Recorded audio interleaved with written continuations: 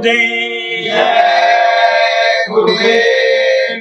माता पिता को सताओगे, सीधे नरक में जाओगे। हाथ जोड़कर विनय हमारी, हो जाओ सब शाकाहारी।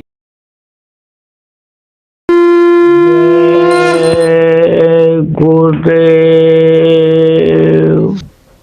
गहरा सागर यह संसारा, अगम अविद्या भंवर पारा।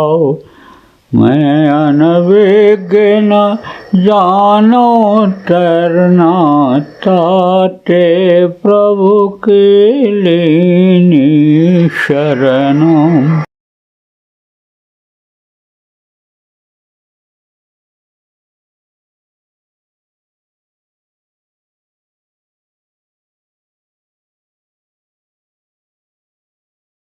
जन्म मरण की पीड़ा से अगर बचाना है और बचना है आगे, तो इस जीवात्मा को शरीर के रहते रहते परमात्मा तक पहुंचा दो, फिर ये नीचे नहीं आएगा। अब आप कहोगे भाई होगा कैसे? ये परमात्मा तक जीवात्मा कैसे पहुंचेगी?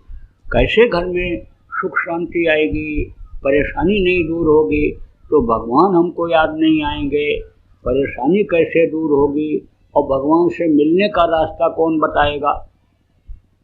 तो आप ये समझो कि वो रास्ता भी बताया जाएगा। देखो, प्रवचन होता है, कथा भागवत होती है, तो बताते तो हैं लोग कि अच्छा कर्म करोगे तो स्वर्ग वैकुंठ जाओगे, और बुरा कर्म करोगे तो नरक चले जाओ। अब मान लो कोई नहीं जानता था, बुरा कर्म में ही लगा रहा और कथा सुनने के लिए आया, भागवत सुनने के लिए आया, प्रवचन सुनने के लिए आया, तो वो तो कहेगा भाई हम बचेंगे कैसे नरक जाने से। अब कहते हैं कि सुबह का भूला शाम को घर जब वापस आ जाता है, भूला नहीं कहलाता है। तो हम तो अपनी गलती की माफ़ी मांग रहे हैं, नरक से कैसे बचेंगे? अब जिसको नहीं मालूम है वो क्या बताएगा रास्ता कि नरक से कैसे बचेंगे? तो समझो जो नरकों का की बात बतावे, स्वर्ग की बात बतावे, यानी वो स्वर्ग और वैकुंठ पहुंचने का रास्ता भी बतावे, और समझो कि यानी नरकों से बचाने का रास्ता भी बतावे। तो रास्ता बताने वाले को क्या कहते हैं? गुरु कहते हैं। यानी काम सिखाने वाले को गुरु कहते हैं, रास्ता बताने वाले को गुरु कहते हैं। कहते हैं इन्होंने हमको ऐसा रास्ता बताया है कि जिससे हमको सुख शांति मिल गई, इन्होंने हमको बता दिया, हमारा बिजनेस चल गया, ये हमारे व्यापारिक गुरु हैं, ये हमारे नौकरी के गुरु हैं, इन्होंने हमको काम करना सिखाया, इन्होंने हमको खेती करना सिखाया, इन्होंने ABCD हमको पढ़ाया, ये हमारे गुरु हैं। तो जो रास्ता बताता है, ज्ञान कराता है, उसको गुरु कहते हैं। अब आप समझो जब कोई गुरु मिलेंगे तभी तो रास्ता बताएंगे। आप समझो जब कोई ये बताएगा, गुरु मिलेगा कि भाई इस तरह से तुम अपना खान पान रखोगे, चाल चलन रखोगे, विचार भावना रखोगे, तब तुम्हारे घर में सुख शांति आएगी, और उसके बताए अनुसार चलोगे और रास्ता मिल जाएगा आपको सुख शांति का। तो उसको क्या कहोगे? गुरु ही तो कहोगे। ज्ञान देने वाले को गुरु कहते हैं। लेकिन गुरु गुरु में भी फर्क होता है।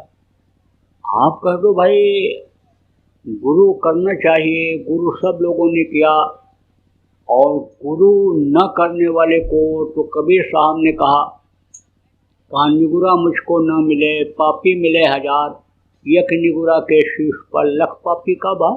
लाख पापियों का बोझा निगुरा के सिर पर होता है, तो निगुरा तो मुझे नहीं रहना है, गुरु करना है। तो चलो किसी को भी गुरु कर लें, लेकिन जिसको जितनी जानकारी होगी उतना ही तो आपको बताएगा।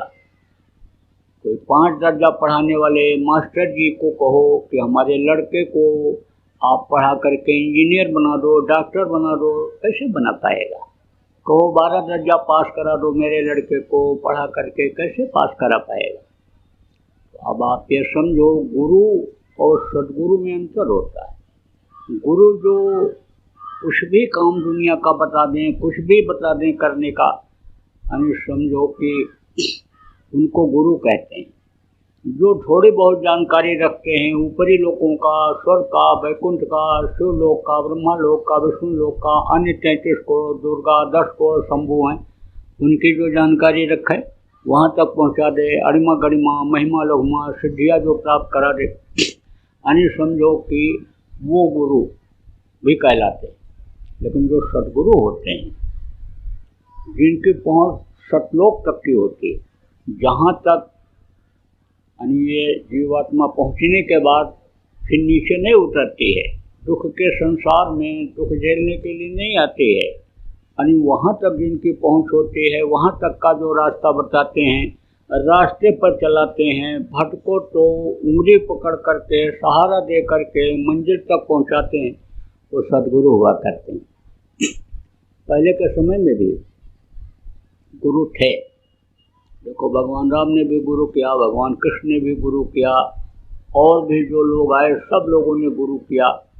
गुरु पहले भी रहे, संत रूप में भी लोग रहे, लेकिन गुरु का ज्ञान देने वाले इन लोगों के ऊपरी लोकों तक भी जो गए वो लोग भी सतलोक पहले नहीं पहुंच पाए थे। जब कलयुग में आप ज़्यादा करने लग गया जीव, नरकों में जब ज़्यादा भीड़ होने लग गई, नरकों में जब जीवों के ऊपर मार पड़ी तब वो आवाज़ लगाए, चिल्लाए।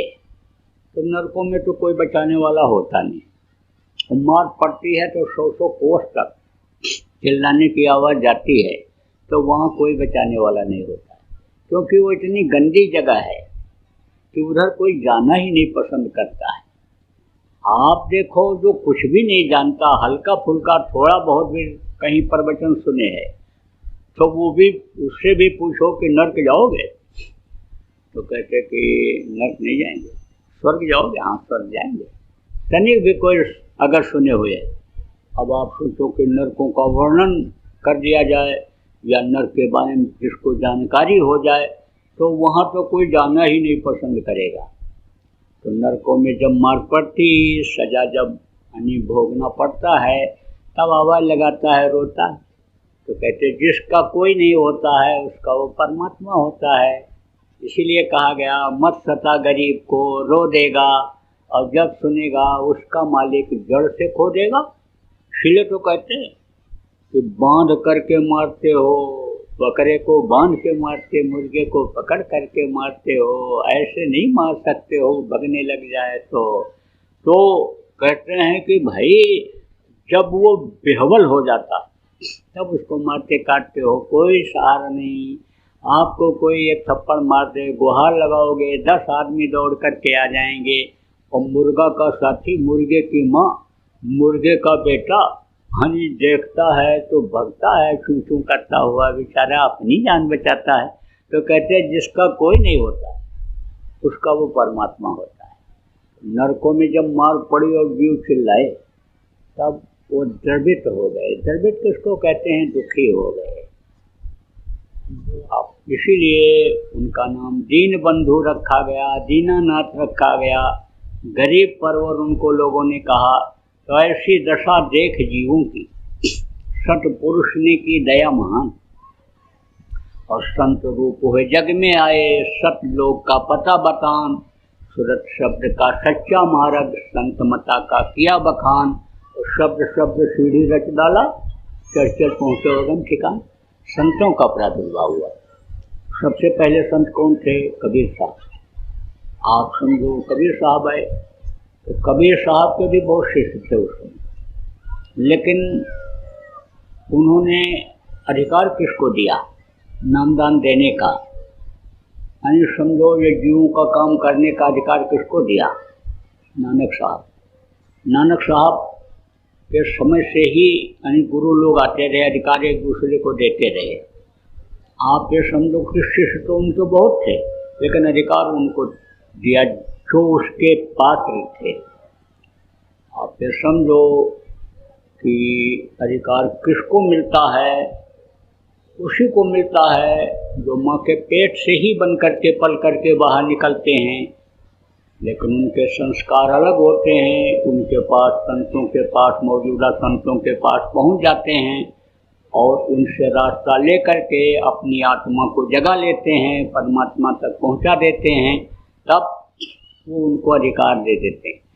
ऊपर से ही हुक्म होता है कि अब तुम इनको अपना पावर दे दो और आप अब तैयारी करो आने का इधर। शरीर अब आपका बुढ़ा हो गया, अब आप शरीर को छोड़ दो, या उनकी ही इच्छा हो जाती है, पूछ लेते हैं शरीर काम नहीं कर रहा है तो अब हमको क्या करना चाहिए, तो हुक्म हो जाता है। या खुद विवेक से ही सोच लेते हैं तो भी वो उनके काम में दखल नहीं डालते हैं। वहाँ पहुँच जाने के बाद यानी समझो वो हर चीज़ को समझ जाते हैं। जो मौजूदा संत होते हैं वो हर चीज़ को समझ जाते हैं कि किससे जीवों का भला होगा, कौन ऐसा है। तो उन्होंने किसको अधिकार दिया? नानक साहब को। नानक साहब एक दूसरे को अधिकार देते चले आए। फिर उनके सबसे छोटे जो यानी समझो गुरुओं में हुए वो थे गुरु गोविंद सिंह जी। तो दौरा करते रहते थे। संत लोग, साधु लोगों को दौरा करते रहने से ही ठीक रहता है। एक जगह रुकने से गंदगी फैलती है। देखो कूड़ा इकट्ठा हो जाएगा तो बदबू उसमें आएगी, सड़ेगा। पानी इकट्ठा हो जाएगा तो वो सड़ेगा। देखो रुपया पैसा इकट्ठा जब हो जाता है तो उससे भी अच्छे बुरे काम आदमी करने लग जाता है।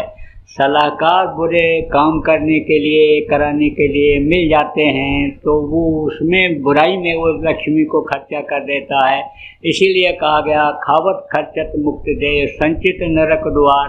खाते रहो, खर्च करते रहो, अच्छे काम में लगाते रहोगे तो लक्ष्मी आती रहेंगी। बुरे काम में मत लगाना, नहीं तो चली जाएंगी। इसीलिए तो सत्संगों में ये बात बताई जाती है, सुनाया जाता है। तो ऐसे ही साधु अगर एक जगह पर रुक जाएं तो गंदगी आ जाएगी। चलते रहेंगे तो गंदगी नहीं आएगी, मन नहीं खराब होगा। चलते रहते थे। और अगर न जाएं संत एक जगह से दूसरी जगह तो वहाँ सब लोग पहुँच नहीं सकते थे। अब ये जरूर है कि जहाँ जितना साधन जब था उस हिसाब से अपने साधन से लोग चलते थे, घोड़े से, बग्घी से, ऐसे पैदल चल चल करके एक जगह से दूसरी जगह पहुँचा करते थे। समय बदला, परिस्थितियाँ बदली तो अब तो बहुत साधन हो गया। हवाई जहाज हो गया, हेलीकॉप्टर हो गया, ये गाड़ियाँ हो गई। हमारे गुरु महाराज हमारे सामने ही 5-5 कोस, 4-4 कोस पैदल रास्ते से जा करके और प्रेमियों के बीच में नामदान दिए। आप ये समझो, ये जो आप बैठे हुए हैं नए प्रेमी जो आप आए हो, ये सब गुरु महाराज का ही बगीचा के फूल हैं। ये वही हैं, बगीचा उन्होंने ही लगाया। तो आप ये समझो चलते रहते थे तो पहुँचे वहाँ, गए उधर महाराष्ट्र में पूना। तो राजा संस्कारी होते ही राजा की आदत जब शरीर से बिगड़ जाती है तब उनका संस्कार कम हो जाता है। नहीं तो शुरू में संस्कारी रहते हैं। ये होते कौन है? राजा स्वर्ग और वैकुंठ की आत्माएं होती हैं। वहाँ पर कुछ समय तक रहते हैं जब तक उनका पुण्य रहता है।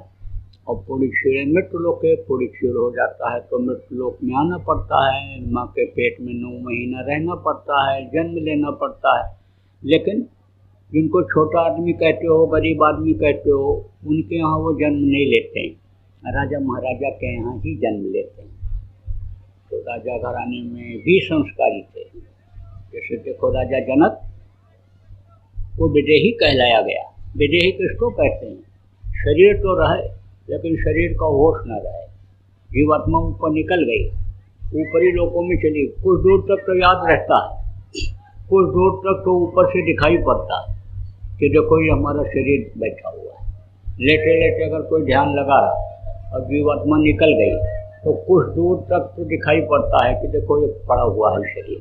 उसके बाद में फिर नहीं दिखाई पड़ता। जब और ऊपर लोकों में चले जाओ तब नहीं दिखाई पड़ता है। तो राजा लोगों में भी विदेही हुए। राजा जनक निकल जाते थे ऊपरी लोकों में, शरीर का कोई ध्यान नहीं, कोई ख्याल नहीं रहता था। सड़न गलन बदबू इसमें नहीं आती है जीवात्मा जब निकलती है, क्योंकि 10 प्रकार के प्राण हैं।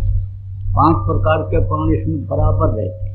और जब शरीर छोड़ने को होता है तब वो उनका सिमटाव होता है। तब ये पैर हाथ सब ठंडे पड़ जाते हैं। इनकी नसें जो हैं वो सब एकदम से निष्क्रिय हो जाती हैं, कोई काम नहीं करती। तो पहुँचे तो उन्होंने नामदान दिया। फिर उन्होंने अधिकार किसको दिया? ये रतनराव जी वो थे मराठा पेशवा परिवार के, उन्होंने लिया था नामदान। फिर उन्होंने किसको दिया? अपने ही परिवार के थे, यानी उसी मतलब ये कि मराठा के ही, मराठा वो भी थे पेशवा परिवार के, श्यामराव जी, श्यामराज को दिया। तो श्यामराव को लोगों ने परेशान बहुत किया। अक्सर ये देखा गया कि महात्माओं को समय पर लोग नहीं पहचान पाते, औपचारिक शक्तियों को लोग नहीं पहचान पाते। आज जिस तरह से आप भगवान राम को मानते हो, भगवान कृष्ण को मानते हो, उस समय पर आपके समझो अगर लोग मानने लगते, उनको जानने लगते, तो जान दे देते कि राम को जंगल नहीं जाने देंगे, कृष्ण को हम द्वारिका नहीं जाने देंगे, भगने नहीं देंगे। लोग जान दे देते। जिस तरह से आज प्रेम में हैं, जिस तरह आज प्रेम करते हैं, कोई राम के खिलाफ, कृष्ण के खिलाफ अगर बोल रहे तो मार देने, जान ले लेने के लिए लोग तैयार हो जाते हैं। तो पहचान नहीं पाए, महापुरुषों को नहीं पहचान पाते। काम करके जब चले जाते हैं, उसका फायदा जब मिलने लगता है, तब उनकी मूर्तियाँ बनती हैं, उनका समाधि बनता है और उनके नाम पर लोग नाम कमाते हैं, स्वार्थ सिद्ध करते हैं। यह हमेशा रहा, कोई नई चीज़ नहीं है।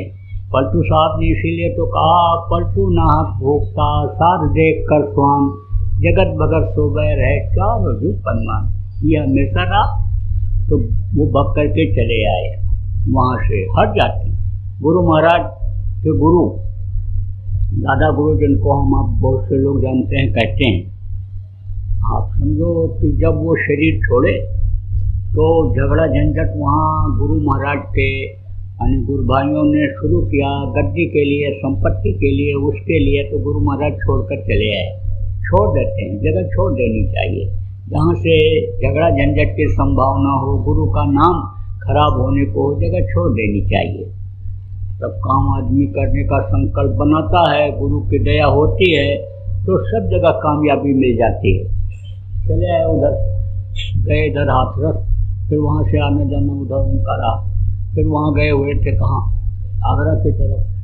तो समझो शिवराज जी महाराज को अधिकार दिया, गरीब साहब हुए उनको अधिकार मिला। शिवराज जी महाराज जिन्होंने राधा स्वामी मत को चलाया, उनको अधिकार मिला। फिर उन्होंने किसको अधिकार दिया? विष्णुदयाल जी महाराज को। विष्णुदयाल जी महाराज ने घोड़ेलाल जी महाराज को अधिकार दिया जीवों के संभाल का। और फिर उन्होंने गुरु महाराज को संभाल के लिए आदेश दे दिया। ये नहीं, जिनका फोटो है वो आपको बताया ना कि चले जाते हैं, सब लोग फोटो लगाते हैं, चले जाते हैं, समाधि बनाते हैं, मंदिर बनाते हैं, चले जाते हैं, उनके नाम का मठ बनाते हैं। तो अब आप ये समझो कि रहने पर जब वो मौजूद रहते हैं शरीर में, तब तो समझो कि पूरी उम्मीद रहती है कि ये हमको कुछ कह करके दे सकते हैं मुँह से।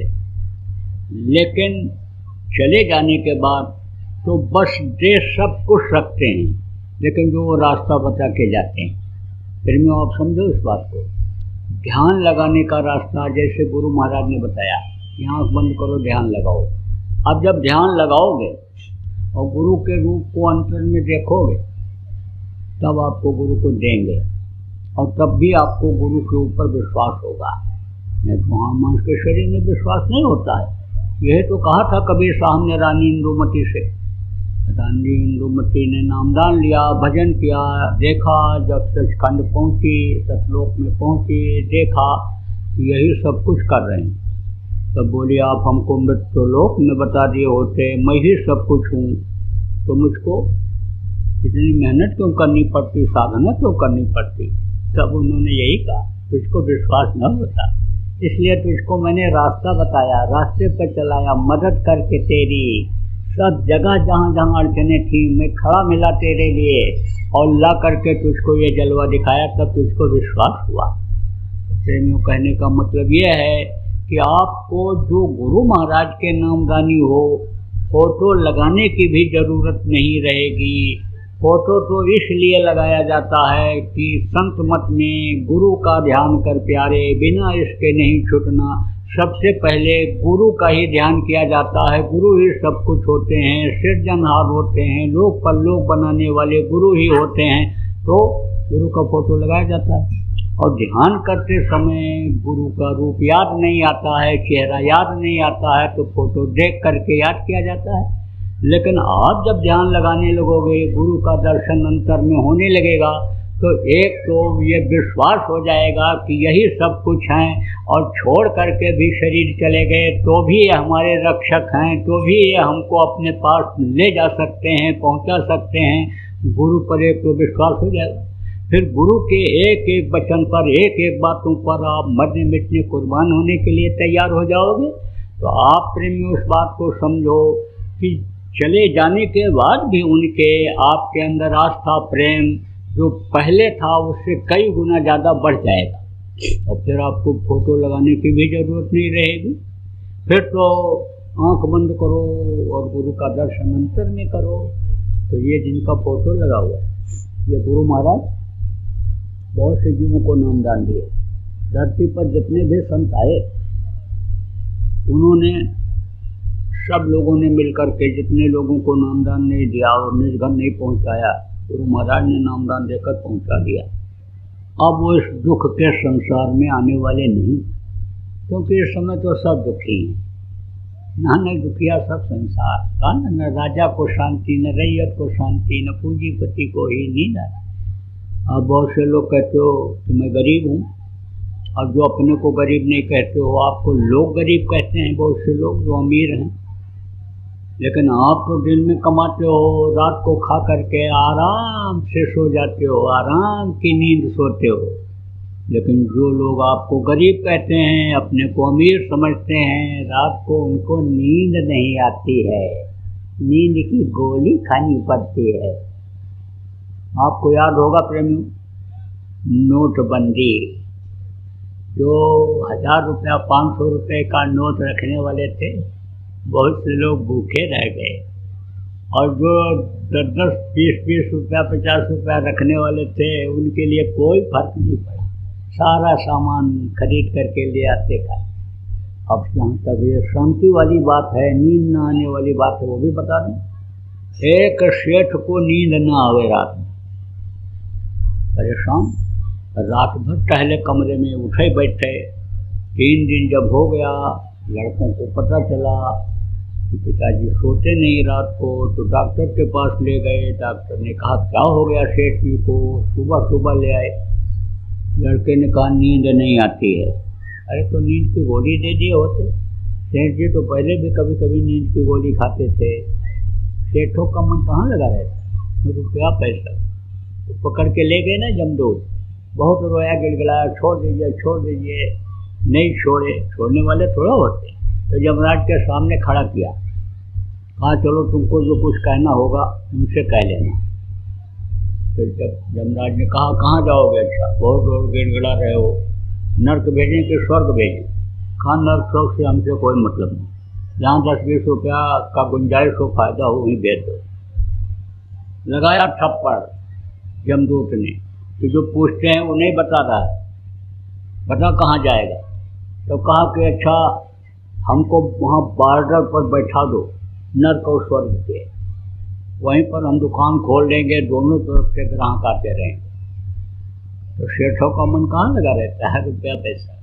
ऐसे रुपया पैसों में मन लगा रहता था, कहाँ रखें, कहाँ संभालें, कैसे बचावें, क्या करें। जब नोटबंदी हो गई, नींद ना हो, तो कहा कि नींद की गोली दे दिया होते। डॉक्टर ने कहा, लड़के ने कहा 3-3 गोली दे दिया, नींद नहीं आई। डॉक्टर भी सोचने लगा कौन सी दवा दें। तब तक लड़का बोल पड़ा, चौथी गोली दे दें। चौथी गोली दे तो दोगे, सो तो जाएंगे, लेकिन ये उठ नहीं पाएंगे, सोते ही रह गए। यही 3 गोली बहुत ज़्यादा हो गई, ओवरडोज हो गया। तो अब आप ये समझो कि उनको नींद नहीं आ रही, सब दुखी। आप ये समझो कोई चैलेंज करो तो मैं बता दूंगा, इसी में बता दूंगा। जो लोग बैठे हैं, एक दो को नहीं, 10, 20, 25, 50 को बता दूंगा कि इनके घर में कोई न कोई बीमार ही रहता है। यह भी बता दूंगा कि इनके घर में रोज झगड़ा होता है, रोज झगड़ा होता है। तो ये तो हो गई आम बात। हमारे गुरु महाराज के पास भी हर तरह के लोग आते थे और मेरे पास भी हर तरह के लोग आते हैं। बड़े बड़े मंत्री मिनिस्टर जिसको कहते हो, बड़े बड़े नेता, यानी वहाँ केंद्र के, यहाँ प्रांतों के मुख्यमंत्री, और आप ये समझो कि हाई कोर्ट के जज वगैरह सब आते हैं हमारे पास।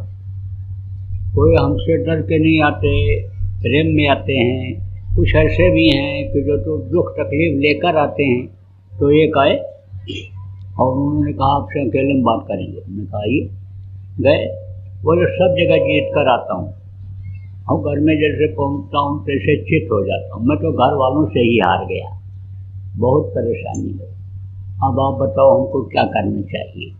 तो अब आप ये समझो कि सब लोग दुखी, सब परेशान हैं। तो आपसे अगर कहा जाए कि भगवान से मिलना चाहते हो, देखना चाहते हो, तो सब हाथ उठा दोगे। लेकिन कहा जाए कि भगवान तो तुम्हारे साथ 24 घंटा रहेंगे लेकिन खाने को नहीं मिलेगा, तो कुछ लोग जो मांस मछली अंडा वगैरह डाले बैठे हो, जो अंदर गंदगी भरे हुए हो, वो तो लोग कहोगे ऐसा भगवान हमको नहीं चाहिए, भूखा मार डाले। पहले हमारा पेट भरने वाला भगवान चाहिए। और कुछ लोग कहोगे भाई भगवान से ही कह दो, पहले मेरा पेट भर दें तब हमको भगवान भी अच्छे लगेंगे। कह दिया जाए चारपाई पर पड़े रहोगे, उठ बैठ नहीं सकते हो, भगवान पंखा झलते रहेंगे, तुम्हारा हाथ पैर दबाते रहेंगे। कहोगे नहीं भाई भगवान से ही कह दो हमको स्वस्थ कर दें, चलने फिरने लायक मैं हो जाऊं, तो मैं भगवान की ही सेवा करूंगा। कह दिया जाए ऐसा अपमान किया जाएगा, ऐसा बेइज्जती किया जाएगा कि मुंह दिखाने के लायक नहीं रहोगे समाज में। लोग तुम्हारा मुंह देखना नहीं पसंद करेंगे, लेकिन भगवान तुम्हारे साथ 24 घंटा रहेंगे। तब कहोगे नहीं, भगवान से कह दो हमको इज्जत के साथ रखें, जब तक हम रहें इज्जत से रहें, इज्जत के लिए ही सब कुछ काम करते हैं। तो ये चीज़ें भी ज़रूरी हैं। और नरकों चौरासियों से तकलीफ़ों से बचने के लिए, दोबारा इस मृत लोक में दुख के संसार में आने से बचने के लिए इसी जीवन में अपनी आत्मा का कल्याण करना भी जरूरी है, मालिक तक पहुंचाना भी जरूरी है।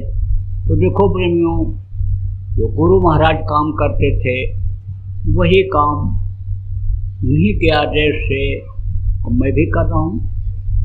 अपना कोई काम मैंने भी शुरू नहीं किया, उन्हीं का काम अगर मैं पूरा कर दूँ तो फिर और कोई काम की ज़रूरत ही नहीं रह जाएगी। अब आप ये समझो कि एक समय ऐसा था कि जिस चीज़ की आदमी इच्छा करता था वो इच्छा पूरी हो जाती थी। एक समय ऐसा था कि देखो किसान खेत को जोत करके चला आता था, बीज को डाल करके, जब ज़रूरत पड़ती थी बादल आते थे, बरस जाते थे।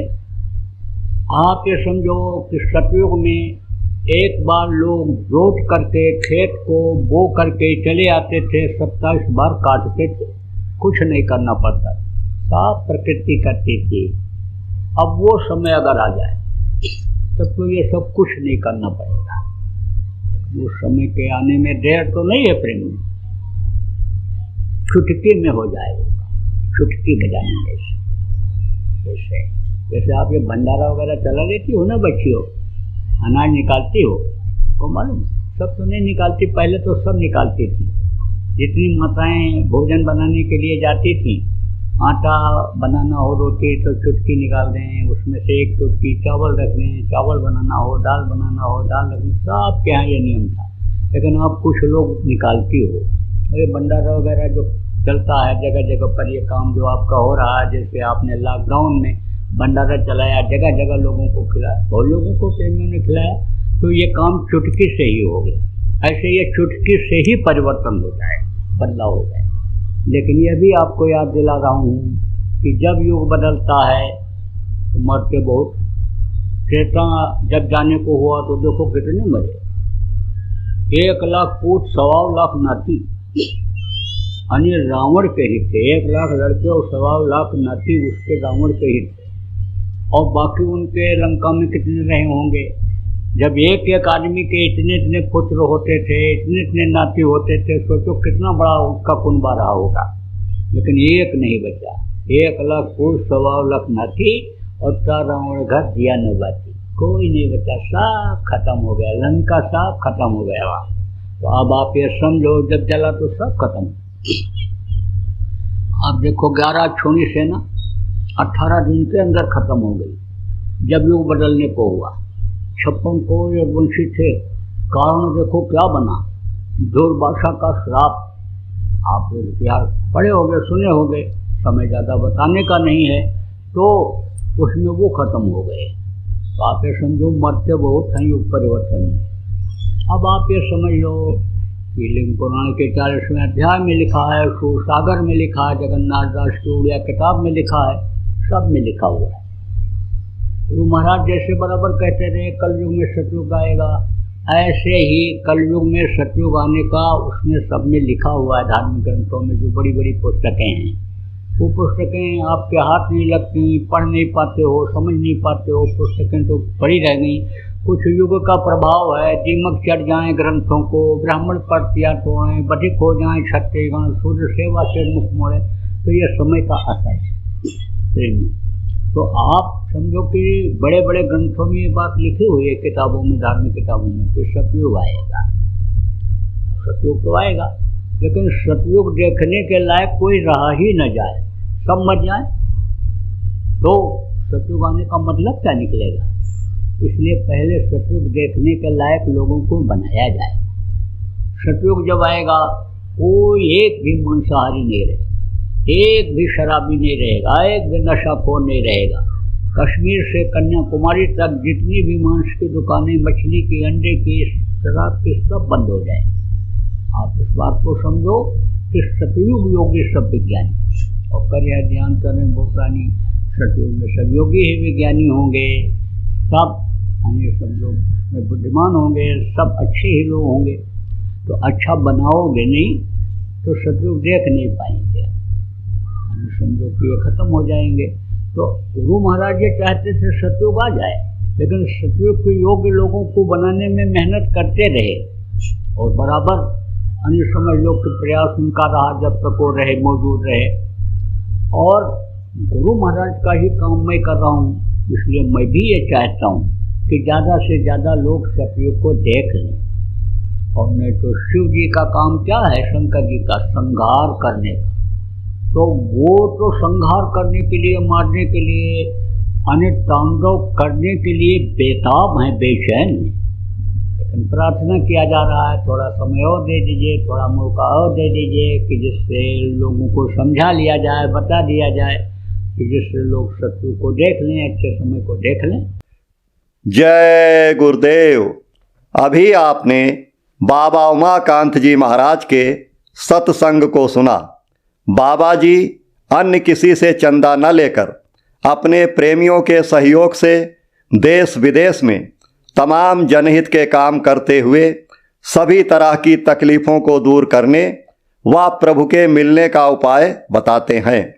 आप इस जीवन के इस बचे हुए समय में समय निकालकर बाबा जी से ज़रूर मिलिएगा।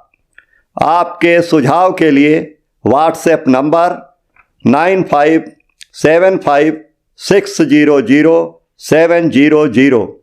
जय गुरुदेव, जय गुरुदेव। जय गुरुदेव, जय गुरुदेव, जय गुरुदेव, जय जय गुरुदेव।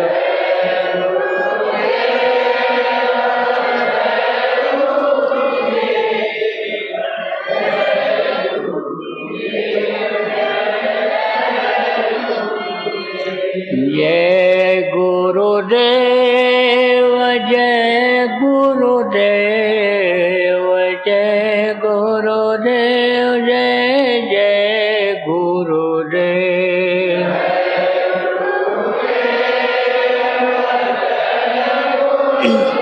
जय